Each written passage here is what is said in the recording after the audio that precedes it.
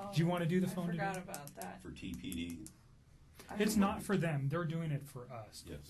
We don't have the equipment with us to do it, and I asked them to do it for us. They're not involved in this investigation. He would just be a computer person. He would not be looking at any of this stuff. That would fall to myself. So keep that in mind. He's not involved in this investigation. Thornton PD has nothing to do with this, other than letting us use their facility and helping us with some electronic download. He's not going to look at your phone right now.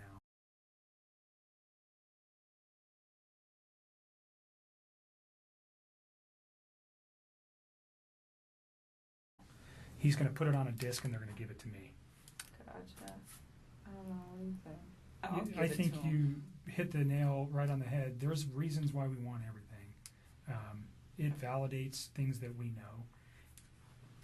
I'm not going to come out and tell you that if you tell me something today, we'll validate it with your text messages, whether it's the ones we have now or the ones you're going to give us. Certainly. If you want to go get him. I want you to read this, is what I want you to do before you decide that, okay? Probably help if I wasn't muted. Hey, Lily. Hey, Private Eye. Just doing a little testing here. Well, the second time I went to that house, I'm not sure what day it was, but it was the weekend of the 14th. Let's pause at North Carolina, and we'll come back to that real quick. I want you to read this. If you don't understand what it means, then ask me the question. But basically what it says is you have the right not to let me look at your phone. I'm asking to look at your phone for the purposes we previously discussed, for the text messages and your phone log, and unfortunately the photos that are attached therein too. How are you guys? What's going on? That information is only relative Did you have a to good this weekend? investigation. I'm not looking at anything else except for the conversations between you and Chris Watts, and the phone data between you and Chris Watts for phone calls, for times and dates for those phone calls, and then the content of the text messages that are there. And we'll write that specifically down here. Understand that. I don't want anybody to get some of those texts. Like, they have nothing to do with this case, and they're just like. Between you and Chris? Yes, they're just. So just tell me what you're. They're just kind of raunchy. Okay, like, I don't need anybody. Everybody's an adult. Need that posted like. We're not going to post it. I don't want the newspapers to get that. That's all I want. The only ones that we would be looking for, again, is the same kind of questions we're getting to here, is things about his children, things about his wife, the questioning of did he ever, has he ever said something that might indicate, about her. Maybe not then, but now, that there was something like this in his mind, or you know what we're looking for. I don't need to come out and tell you that. I understand she's not a the stupid. embarrassment of particular photos or potential sexual types of conversations you may have had with Chris. It's not relative to the investigation. We don't care. Yeah. Okay? You're an adult. I'm an adult. Everybody in this room, even your dad. I just, this case still boggles my mind. It's just, I still don't even know how to like react sometimes. I don't even know like what word usage.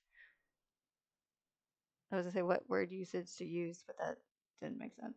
But yeah, I don't. It's just what it's like, because I could look at it from the official narrative perspective, and I could be like, "Girl, like 4 people are dead, and you're worried about your text messages getting out," And I know that's how a lot of other people have reacted, but and that's again coming from like the official narrative standpoint, but I think it's probably done on purpose. I'm sure a lot of people have reacted the same way. So, but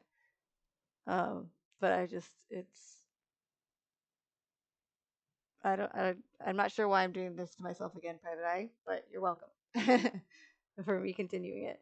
But I just still think it's important. I'm just doing a test to kind of like get things together, because the last live stream I did covering this, it was like such a clusterfuck. I just kind of want to, I might want to do it over again because it was like very long. It was like a 2.5 hour live stream. Everything went wrong, like because I haven't streamed in forever, so I'm still like I'm relearning OBS, and it was just very dragged out. So what I did is I went back and I um, cut down these clips of these interviews that I showed you guys in the last live stream, um, like pretty much in half, so that it's just straight to the point. Because I wanted to show you guys what Coder was saying. Not Coder. I don't know why I keep saying Coder. Kobach was saying, um, and just make it straight to the point. So I'm not sure if I'm gonna do it yet, but I would like to redo the live stream because again, I think it's um, a really big, if not one of the biggest red flags in this case, as far as um, what they did or didn't do to recover her deleted text messages. So um, that's why I deleted it. I'm like, yeah, it was just bad. So um, and there's ways that you can test it, um, not live streaming, but I feel like I get the more more realistic than just doing it off the stream. So, and I figure why not? And then if you guys pop in and say hi, then we could chat.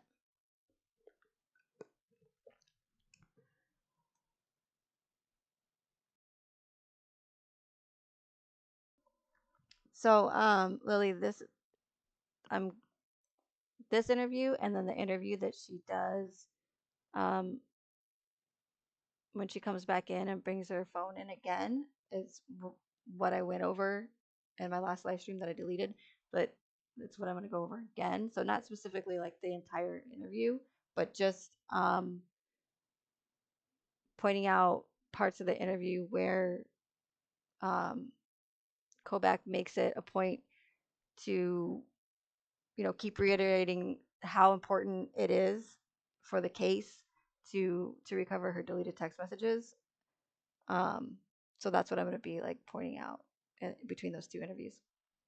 Hey, Spacebound. Yeah, there are no messages exactly. If it were only that simple, if I could just go live and be like, look, there's no messages, okay? So stop asking. Yeah, I know I felt bad for deleting it, but it was just like I wasn't happy with it at all. Um, so I figured I'll try it again. Why not?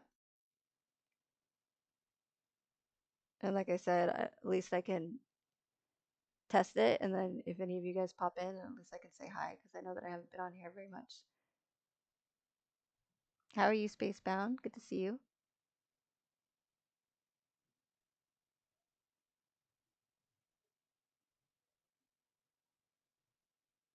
Yeah, I know. Chris was probably the worst private eye, and it's kind of funny because I mean I've said this before, but um, I feel like it almost worked in their favor, like how bad he was, if that makes sense. But then like when I was watching this interview, I'm like, if this just her Kessinger's whole like just her whole story and everything, it does seem very very real. It's like she like legit seems like well Kessinger, you know how she is. Um, and then I'm like thinking, I'm like, I don't know, like I still have the same theory. I'm never gonna change my theory ever, but it's just like the little, the, you know what I'm saying? No, I'm just kidding. I don't know what I'm saying, but like as far as just how they treated her so like they bowed down to her like almost like they were like they needed her so much like would it be okay if we got your text messages? Would that be okay?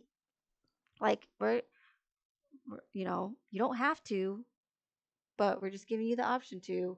And I'm not saying that I'm going to get a warrant. I may or may not get a warrant, but and it's like it's all very strange. Hey, Jen. Um, I wish I knew all the answers, like as far as that, like. And then the more I watch these interviews, I'm starting to notice how Kobach is like. It seems like he's legitimately like irritated with her, as far as like trying to get her to like hand over her phone, or to agree to hand over her phone, and um, so that they can get that data from her. And he's like, okay, let's stop it, North Carolina, and just trying to get her to keep signing the paperwork. And I feel like I'm like, did Kobach even know like that? Like, does he like legit think he's doing like an actual investigate? Like, I don't know, but all I know is that it's just it's just weird, and I just keep like laughing because I don't. But again, like I'll never change my theory. I just wish I knew a little bit more. Um, about how much each person knew. That makes sense.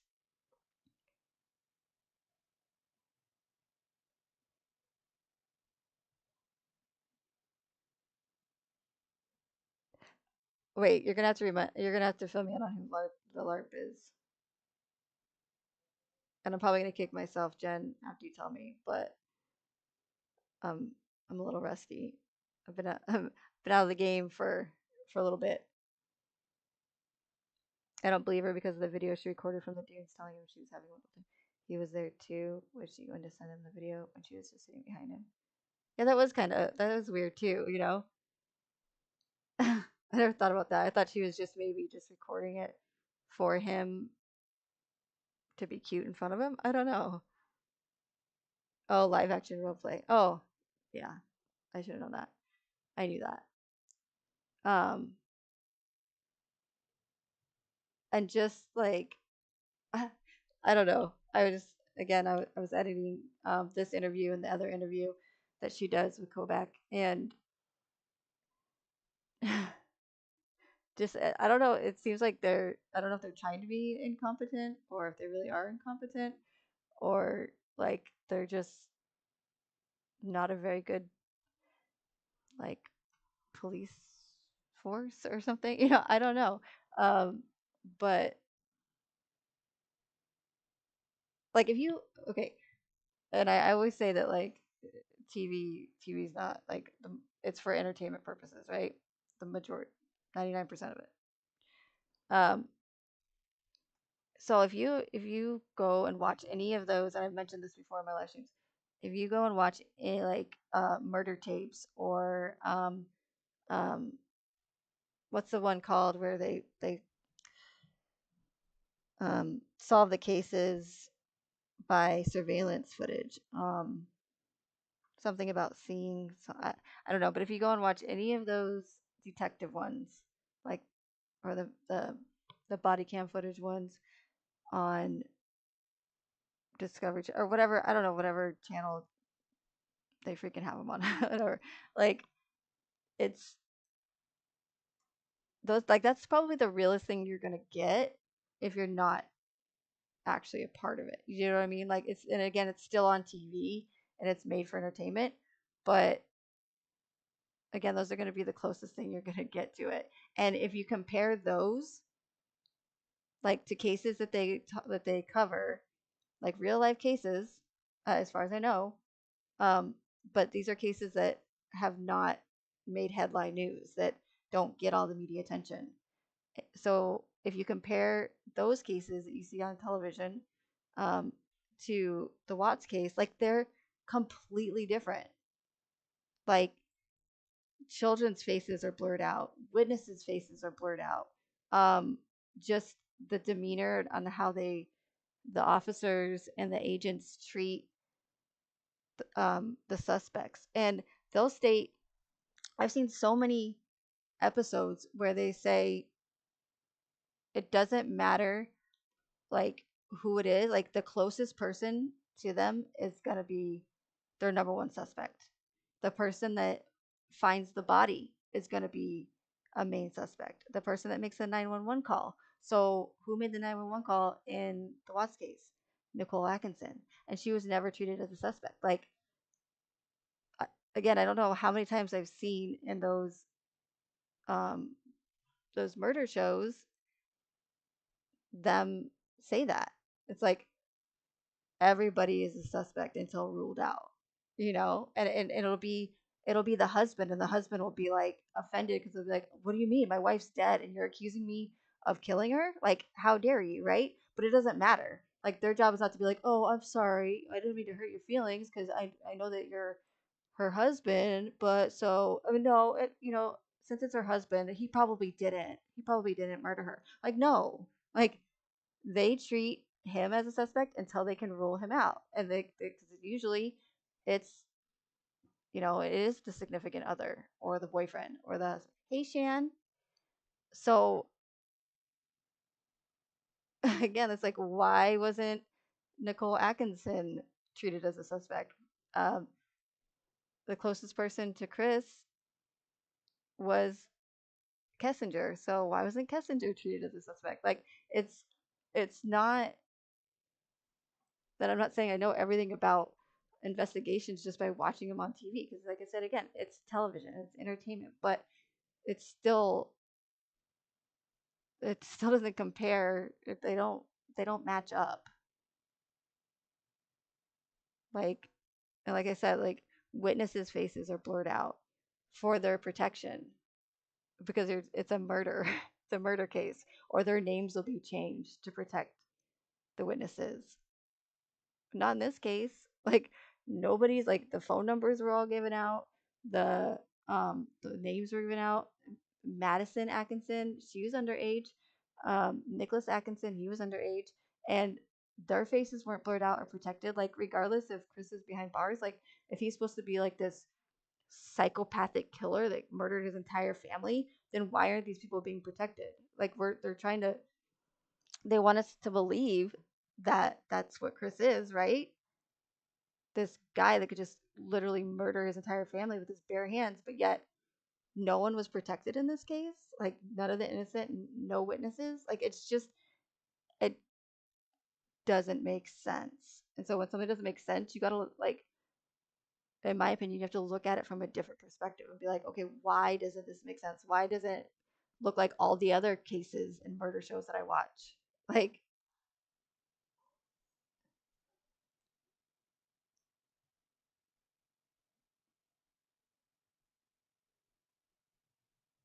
Shandy, I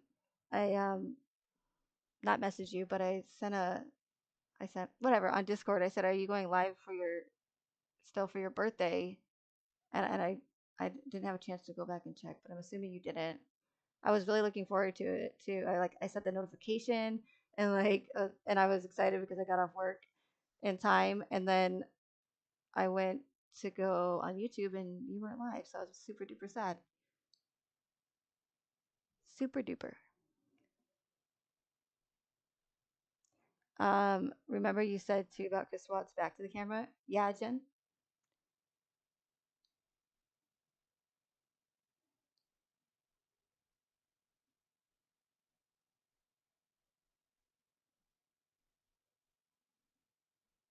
You guys know that they didn't even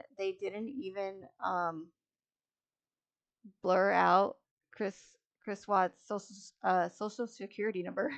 Can't say that. From the discovery. Like, usually when in a discovery or in a report, like a police report, the only time that, as far as I've seen, and someone correct me if I'm wrong, but that I've seen where the the murderer or the accused has their social security number not blurred out is because they're deceased. So, like, they either cops killed them or whatever, or they're just deceased. I don't, you know what I'm saying? Like, Chris is still alive. He's just because he's in prison. You can't just, like, release social security information or numbers simply because he's a convict. Like, you know what I'm saying? Like, if he's dead, it doesn't matter if we all have his social security number. You know? Like, Hey, FRV. It's okay, Shani. I hear you.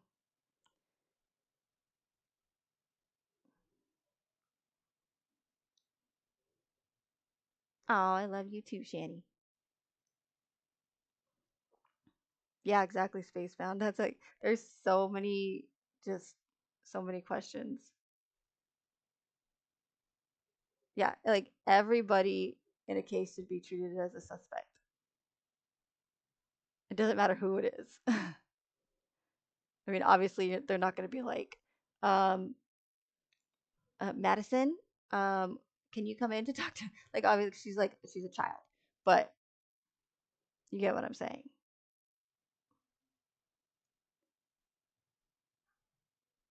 And all the interviews were like so lackadaisical and just like giggly, and it was just very. It's all weird, and it's things like that that made me look at it from a different perspective because, and I said this before to you guys that I I thought I thought the case was real too. I thought that you know, I thought I was like, I saw him on the Dr. Phil show and I go, oh, that dude is freaking guilty as you know what. He totally killed his family. And then, first thing I did when I got home from Colorado, I jumped on YouTube and just looked up and started watching videos on it. And, but then again, like I started just noticing like just things that didn't make sense. I'm like, why is there so much body cam footage? Why does it all seem like it's like a movie, like I'm watching a movie? And then the discovery was released, and then that was it. Down the rabbit hole I go.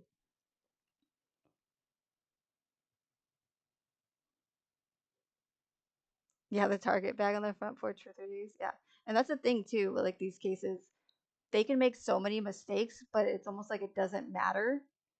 It almost helps them because all it does is just make everyone in the true crime community go, "What about the Target bag?" And like that could have been a total error on their part, but it doesn't prove anything. It doesn't prove that it's not real or you know what I'm saying. Just a Target bag. Like it just makes everybody go, why was it? What's in the Target bag? Why was it there for 3 days? And then they're not going to answer us. They're not going to say, oh, the Target bag. Yeah, that was our bad. We didn't see it, or that was Officer so and so's got a whatever for his wife. It's like it doesn't matter because they're not going to answer our questions.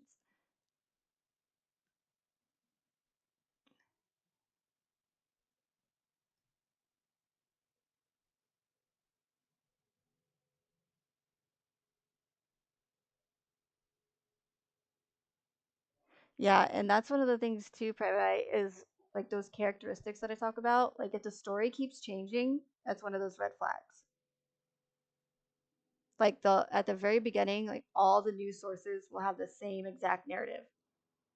And it'll be like just repetitive over and over and over and over again because they really what they got to get the message out. They got to get it out, the story out to as many people as possible and as quickly as possible.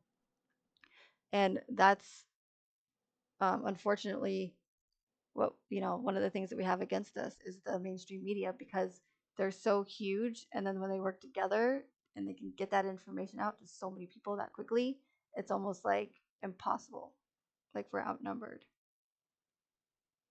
But what was the point I was making? Oh yeah, so what the story keeps changing. So at the beginning it's the same narrative, but then once as the story progresses, different things will pop up, or like um new breaking info will come out, and then of course nothing is breaking about it. Nothing is like mind blowing about it. It leads to nowhere all the time.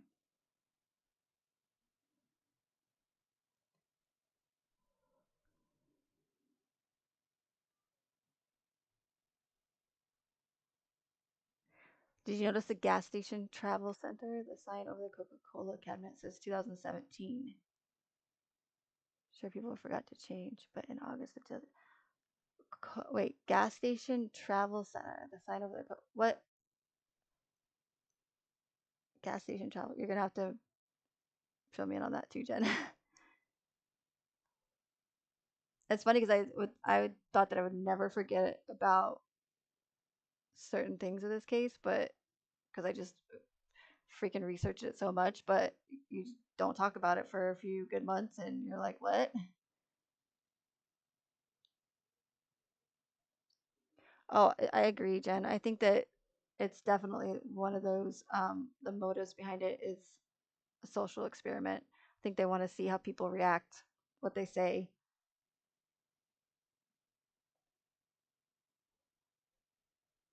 Yeah, wasn't there something that I saw that like there was more um, recorded phone calls from prison, or was that just creators releasing the same phone calls again?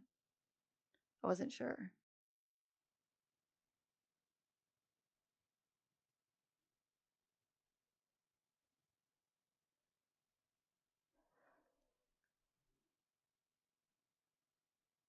I guess I don't remember the gas station travel center, Jen.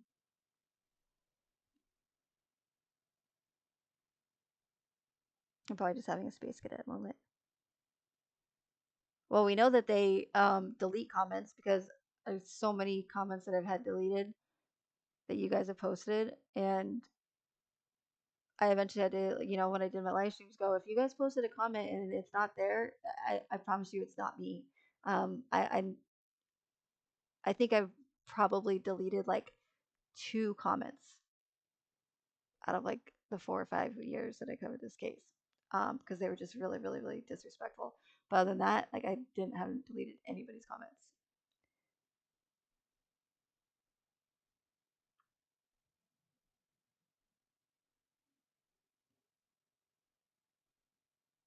So there was 2 times. There was a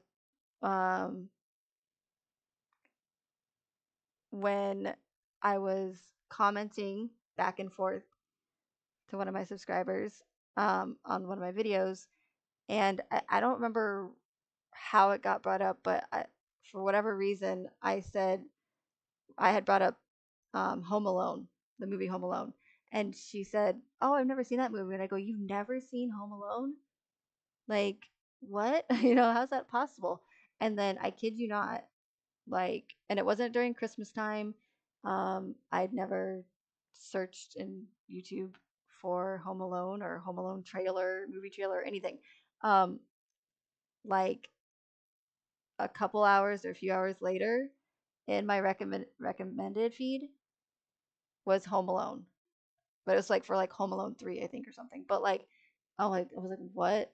And then there was another instance where I was not talking to someone in the comments, but I was just like at my house with someone, and we had like briefly mentioned um, Alice in Wonderland, and then an hour later, Alice in Wonderland was like in my recommended feed. I'm like, what are the odds of that?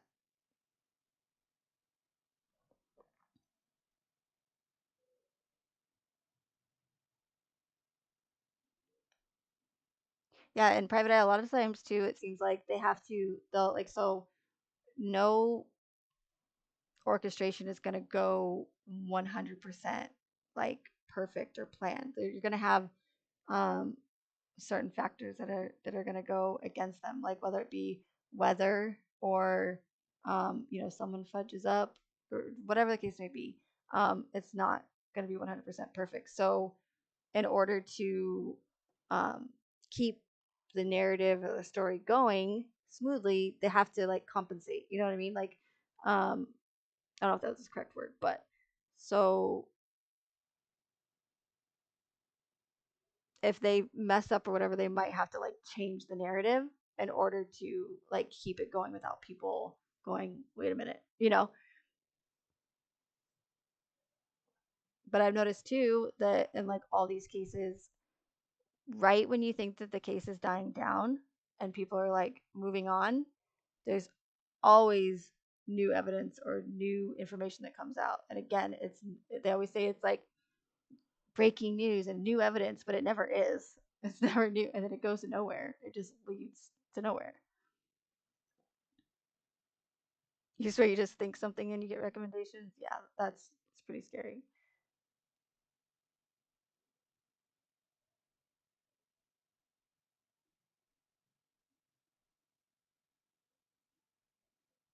Yeah, the American Horror Story is um one of the biggest things that sealed the deal for me in this case, as far as my theory, because um with my knowledge on like and knowing about predictive programming prior to the Watts case, um, it was easier for me to like spot that. And what's crazy is that they want you to like it, because how many people, like how many of you went and looked up American Horror Story after you saw that? Like they're like, not only was that like a huge publicity stunt for FX and American Horror Story, but they also got their predictive programming in there, you know. Yeah, and I hate to say that, Jen, because I don't want to give them like kudos or anything, but just the amount of time that it would take to like orchestrate one of these is just insane. And this is like not even one of the bigger ones. There's bigger um orchestrated events out there that that I won't mention that at least, let's see, when was the Olympics? I might give you a hint, but I'm still not going to say it because I don't want to go there. But so I think the London Olympics was 2000, was it 2011? But so 2011, and then it started in 2021. 2021. So uh, yeah, do the math on that. Like years in advance, they were already like giving foreknowledge of like what was going to happen.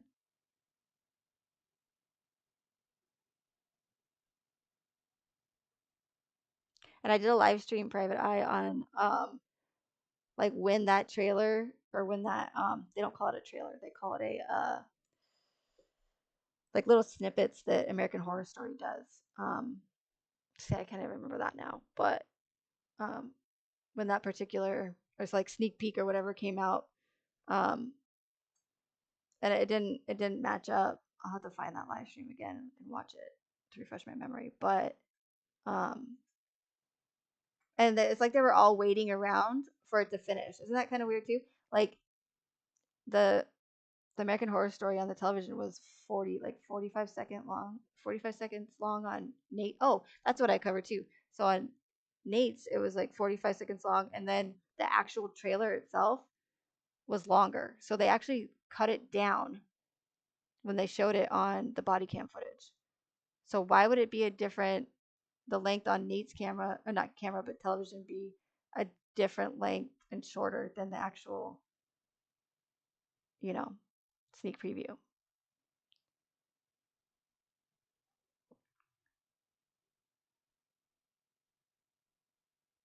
In my opinion, they made it shorter so that it didn't look too obvious. Like they just were sitting there watching the whole thing, and it was already obvious. Like they were just standing around watching the clip. Like he didn't change it. He didn't, like Nate didn't change it to like it's just, I wish that it was easier for more people to see these kinds of things. Like, and I know that just because it's easy for me to see, it doesn't mean it's going to be easy for other people. But that's what I was doing, or been trying to do, is just like, I don't like using the word make people see. Like I just want to show people that sometimes you got to look at things from a different perspective, and especially if it's something where it doesn't add up and it doesn't make sense, then you got to stop like nitpicking at that, and keep trying to like poke at it and be like, what's going on? Like you got to step back and literally like look at things from a different angle, from a different perspective, because obviously it's not working looking at it from that other perspective. So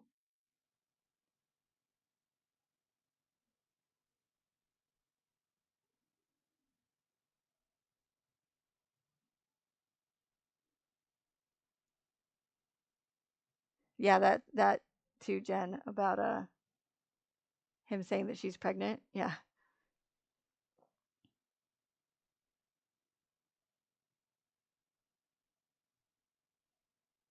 Yeah, they were all standing there, like just it's like, and again, I've said this before, people react differently when it comes to like stress or like trauma or whatever. But like, it's when you look at the way Nicole Atkinson was acting, like Chris, it's like, oh, whatever. People are gonna say, well, he was like nervous and whatever because he doesn't care because he murdered his entire family. So throw Chris out of the picture. That doesn't even matter about him. But if you look at Nicole Atkinson, or even look um, oh my God, I can't even remember the freaking police officer's name. That's how long it's been. Um, Starts with a C. But anyways, I'm sure you guys will help me out in the chat. But um, once I start talking about it again, if I do start talking about it again more frequently, I'll remember. Um, my memory will come back to me. But so the police officer standing there, Nicole Atkinson standing there, and like nobody, like, oh, Coonrod. Coonrod didn't even see, still got it. Coonrod didn't even check all of the rooms until like being there for like what, 20, 30 minutes. Like, when you go into a house, there's a 911 call, and you don't, like, he didn't know if Shanann and the girls were still in there. Like, some intruder could have knocked on the door, and Shanann could have opened it, and he could have like barged his way in and like had a gun held to their head or something. Like, Coonrod doesn't know. Like, so when police officers go to a 911 call, they don't know what they're walking into. So you have to like take all precautions. One, you don't let, you know, other people in the house that could potentially get harmed if there is, you know, something or someone back there, or an intruder or whatever. Um, and he's got to protect himself. And usually you don't go in there unless you have backup when you don't know what you're walking into. Just because Nicole Atkinson, like, or they knocked on the door and like nobody answered, or there was no signs of breaking and entering or whatever, like, you don't know. There's like anything could happen, and they have to, as police officers, take that into consideration.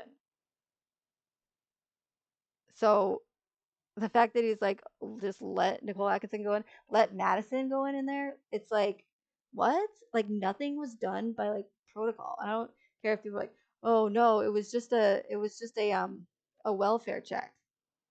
Well, those murder shows that I was talking about, that I tried to play one on my live stream, a clip from it to make a point, but it got taken down, or I got a strike, or not a strike for it, but a warning for it, for copyright. But there was a one episode where there was a welfare check, and inside ended up, he didn't know, like, the back door was open, but he didn't know what he was going to be walking into. And her friend, the woman's friend who called the welfare check, she called because she hadn't spoken with her in like 11 hours or a day or something like that. Anyway, so she was really worried because it wasn't like her.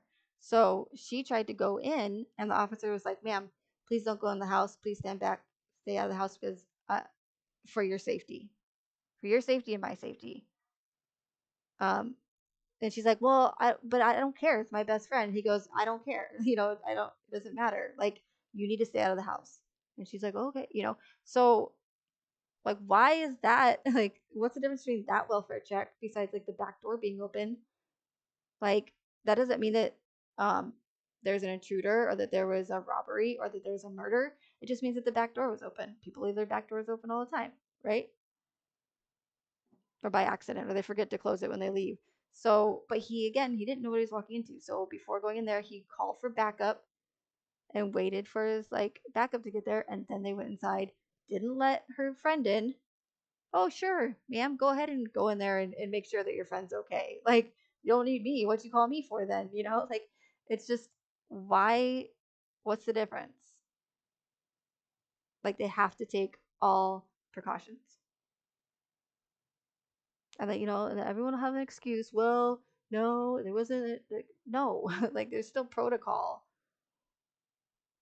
And it's just like, to me, I feel like it's common sense. But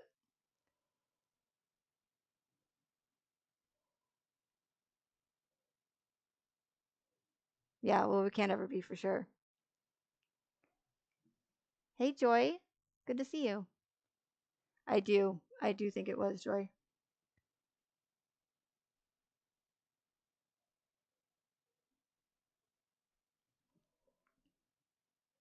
That's another thing. Why is everything in this case filmed? Everything from Shanann's entire life to the body cam footage. We even got useless body cam footage, like the Thayers picking Dieter up from the house. A 45-minute body cam footage of literally nothing. Like I can't get that 45 minutes of my life back. So thank you, Colorado.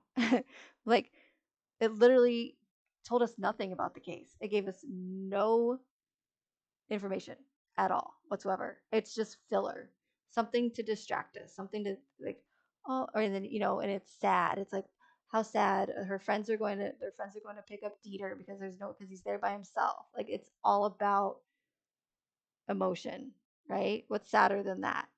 You know, the Watts friends going to pick up their dog, the family dog, because he's there alone. And then we got the body cam footage of Ronnie being escorted to a hotel because he can't go stay at Chris's house because it's a crime scene, supposedly, right? Um, what did we get out of that? Like nothing. But it's sad because it's like it's it's Chris's dad, and he just had to listen to you know his son admit that he killed his whole family, right? Hey, Swamp Lover, I'm just yammering. And then it's just a bunch of filler. The love letters, all the letters from the women to Chris. Like I counted the pages. It was like 63 pages or something of filler. Let's not don't quote me on that because I don't remember, but it's somewhere in my videos. um, but the correct number, but something like that, like 60 something pages of letters from women to Chris in prison that were after the fact. It didn't even happen during the case. Like this was after he was already in prison and confessed. Why would they include that in the discovery? I'll tell you, because it's emotional and it makes people angry. You know how many people or women were like, that's so disgusting. How could any of those women write to a murderer? And all the, all the YouTube creators were like in the true crime community were reading the letters and covering them, and everybody was captivated by him. And it's like it's just more distraction from actual facts or evidence from the case. It's just filler, what I like to call it. That is weird. I did see that, Joy. Like Chris Miller. Yeah.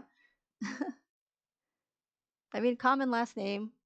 I'll give him that, but still, what are the odds?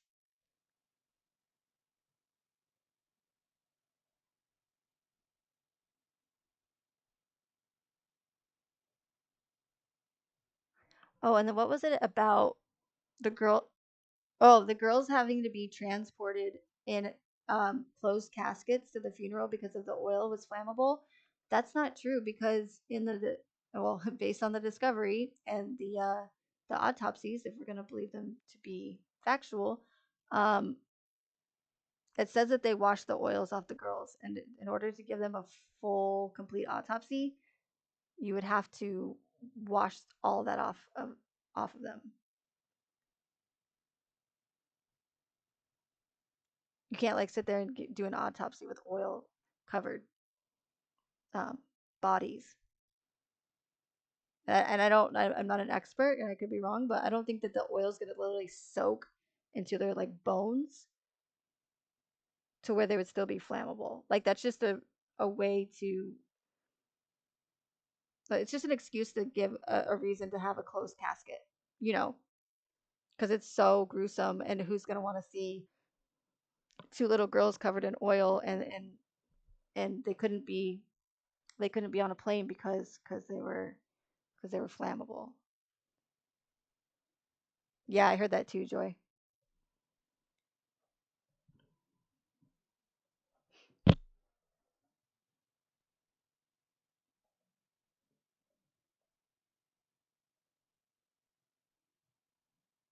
A letter to Chris from Hannah Crawl allegedly was dated 8/16 for real. No, he wasn't even assigned a personal cell.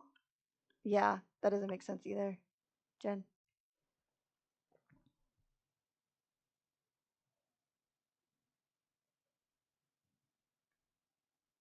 Yeah, it's just to get people fired up, get them worked up, get them emotional. Because again, I've said this so many times, emotions aren't facts. When people think with their emotions and they get emotional, you don't think logical, you know. And so I notice a lot of these um, true crime YouTubers, creators, they're all so emotional. Like, granted, like they have kids or something, but I mean, you literally cannot, and like it's not that I don't care or I don't have emotions, but it's, if you look at it from like a homicide detective, right? Like in a real homicide case, like homicide detectives can't get emotional. Like if they go to a crime scene where a woman and a child was murdered and they get emotional because they're married and they have a child that might look like them or the same age as them, if they get emotional, like as a professional, they should remove themselves from that case because that's going to stop them from making logical, factual decisions in a murder case. Do you know what I'm saying? Like, or they might miss um, evidence or specific facts that is going to cloud their judgment because they're thinking with their emotions rather than actual evidence and facts. So when I see, like I said, when I see these channel creators, like it's so sad, and like she was pregnant, and like you're not going to be able to see all the facts when you think with your emotions, and that's like one of the biggest things with these cases, and that's why they make them so horrific and so terrible. Because, like, for example, when we were told that the girls were, shoved down 8-inch holes into those oil tanks, like so many people were like, how is that even possible? Is that even possible? And everyone's like confused about that, but then they like quickly got over it because it's like, oh, whatever, it's still so horrific and so terrible that he would shove his little girls, lifeless bodies down these 8-inch holes, even though realistically and logically it doesn't seem plausible. Hey, Beck. Yeah, you have to try, and I know it's tough, like, but you have to push your emotions aside, and especially if you want to find facts. Like, you don't have to push your emotions aside if you're just gonna watch the news um and believe the narrative. But if you're gonna act like a detective or be in true crime, as bad as it sounds, you have to not care. You can't be upset about like the the victims, because it's it's gonna cloud your judgment. 100%, it's gonna cloud your judgment from seeing the facts. And if the facts that we're given are even really actual facts, but uh you know in real life, you can't. And again, like with a homicide detective or something, they can't think with their emotions, because that would be a terrible homicide detective. you know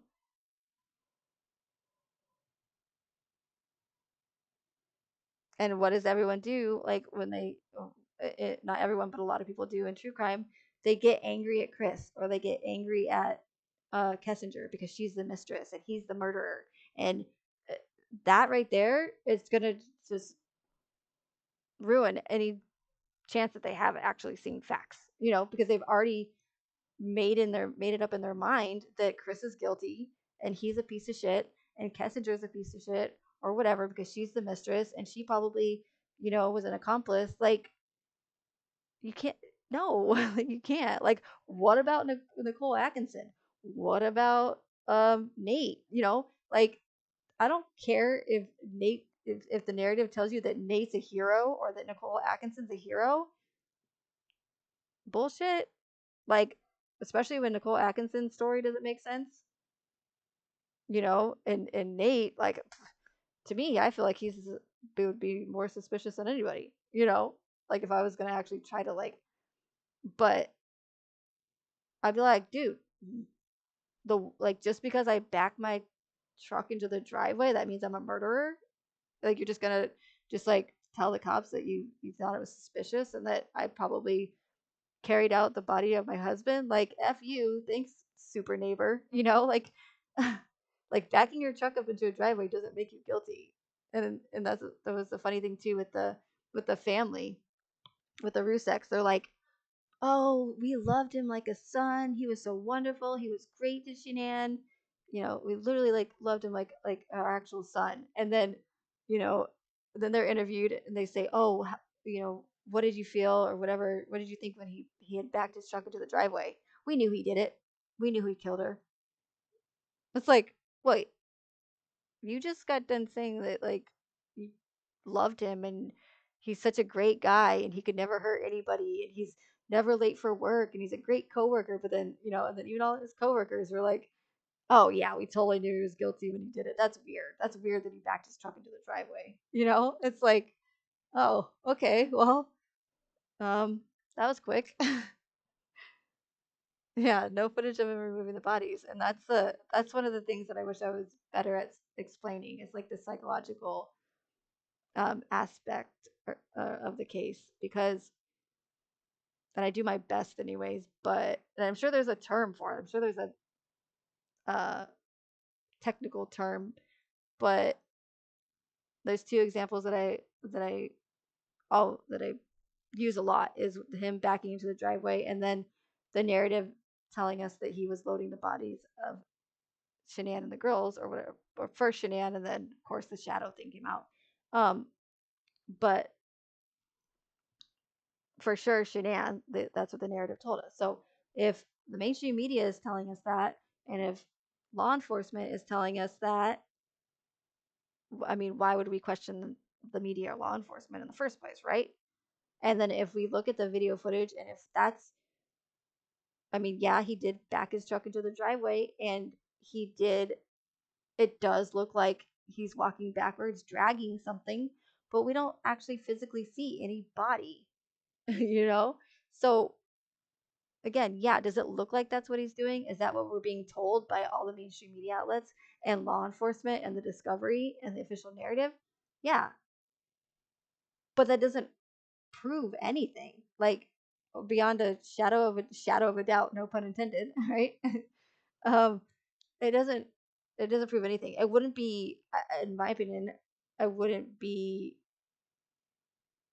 um whatever in a court of law. You wouldn't be able to use that.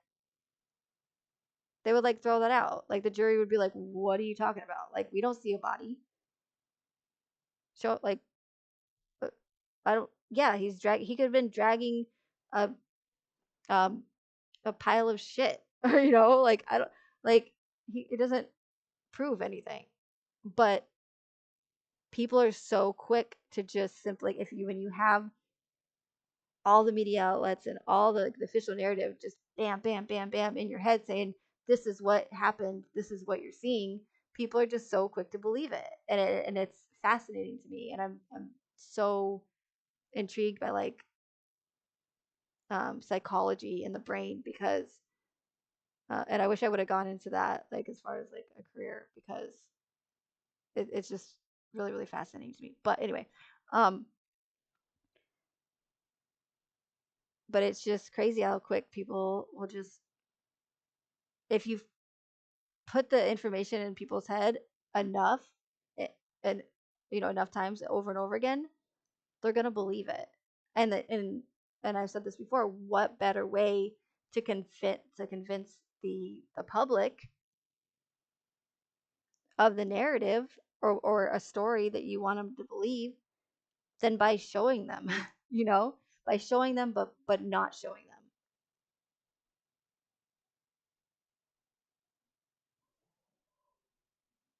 Because technically they didn't show us anything, and all it did was just create more and more theories. You know, Kessinger was there, and then it was the girl, and then it was Dieter's shadow, and then da, da, da, da, da, da, da. So it's like half of the people believe it, and then the other, like, you know, investigators or whatever, amateur investigators or people that are like, no, it couldn't possibly be. Then they come up with all these other theories, but nothing ever, because you can't see diddly squat. And then the other example that I use a lot is the picture of the girls being pulled out of the tanks. And you guys know the picture I'm talking about. There's the firemen, the hazmat crew with the names on the back, right? They're all surrounding the oil tanks, and the in the caption below the picture or whatever in the article, it says girls, you know, not verbatim, but girls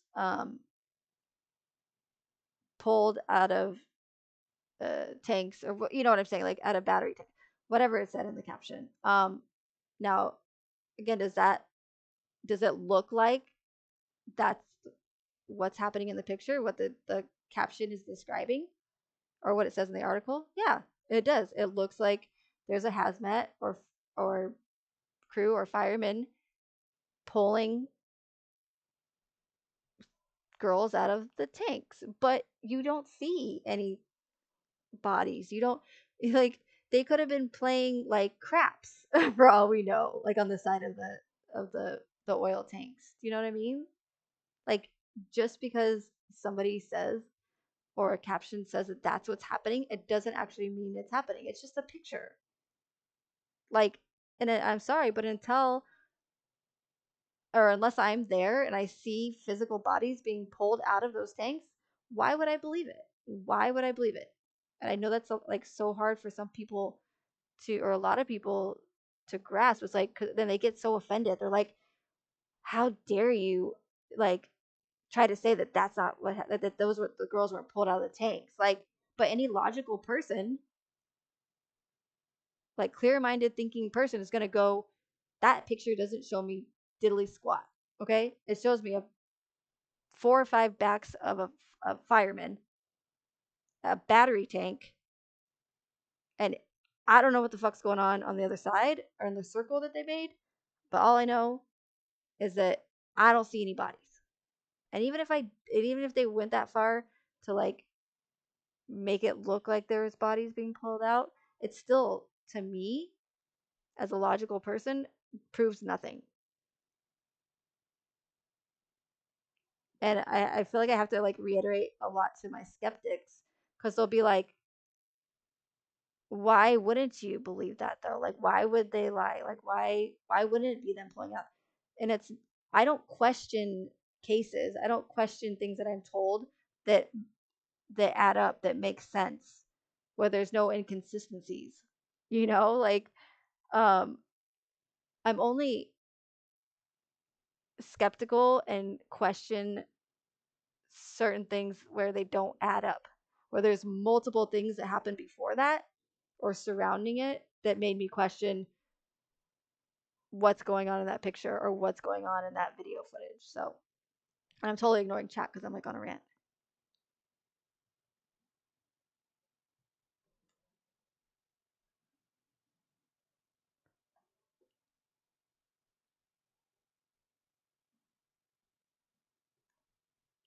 Nick opens Nate's door and walks in during body cam. I didn't hear it. And I go to ask Nate if he had seen them. Yeah, that was strange too.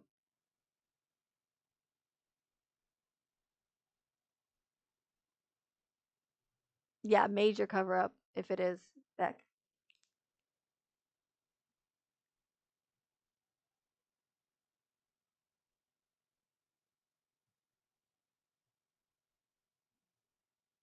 Oh, and it was the one of the funny things I thought too is when Chris shows up at the house, like after he had just killed them and buried them, right? And dumped them in the oil tanks. And then he shows up uh, to the house with, with Coonrod waiting there. And he's just like, there's not a speck of dust on him.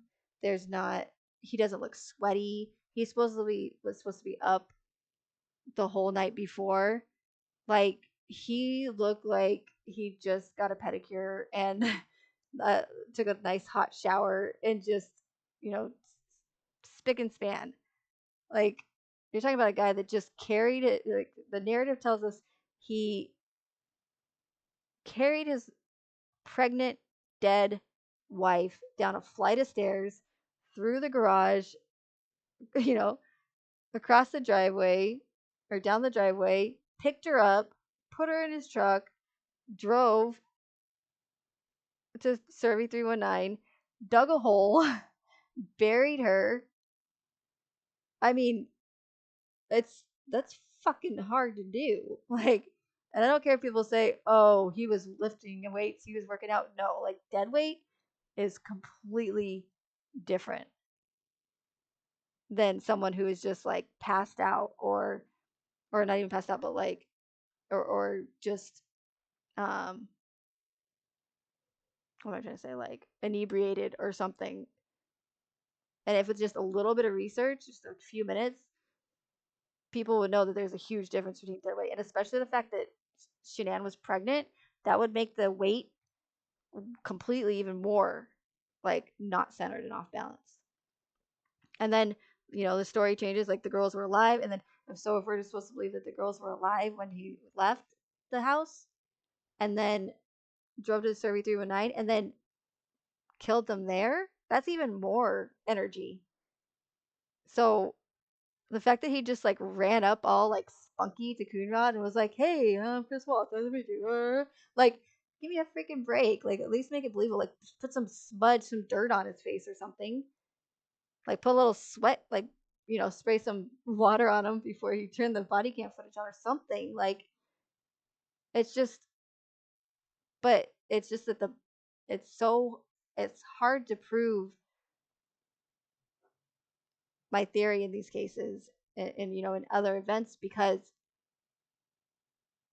you have the mainstream media.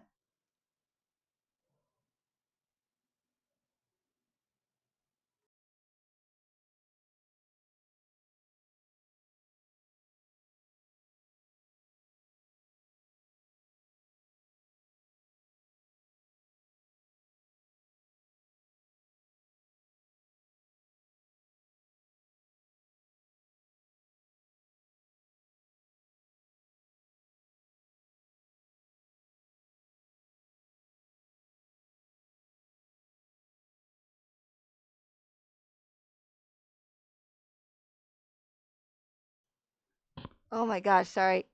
Oh, hold on, guys.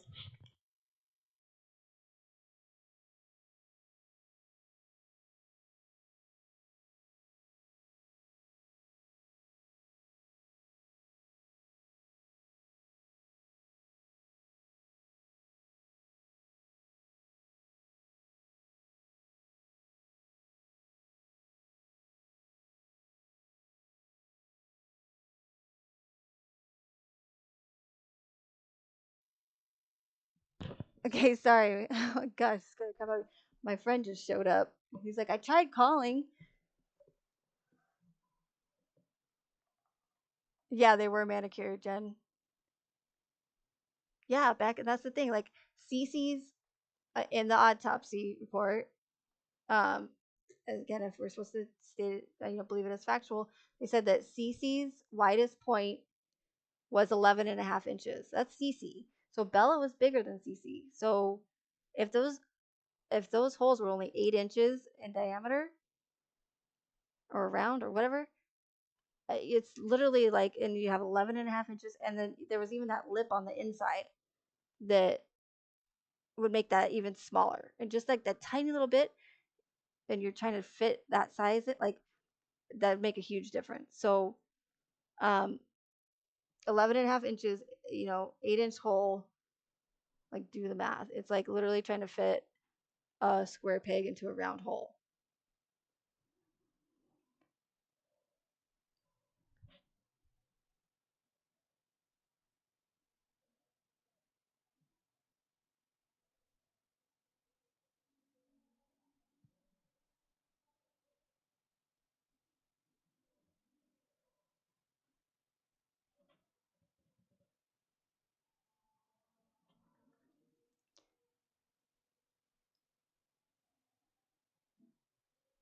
Yeah, yeah, I know. It's like this. We could just go on for hours and hours with this case, and that's why it's so crazy. But, um, so I guess my friend's here, so I should probably end the stream. But so I'm hoping I'm gonna try. The whole point of this was to and test out the live stream to go over Nicole Kessinger's text messages again, being why they weren't recovered.